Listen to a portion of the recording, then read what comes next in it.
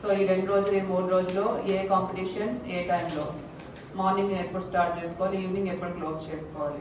So అంతా ఒక clarity ఉండే విధంగా ఒక షెడ్యూల్ కూడా మీరు వేసుకోవాల్సి ఉంటుంది. సో ముఖ్యంగా దీనికి ఎక్కువ పబ్లిసిటీ ఇవ్వాలి. మనకు 3 కేటగిరీస్ ఉన్నాయి.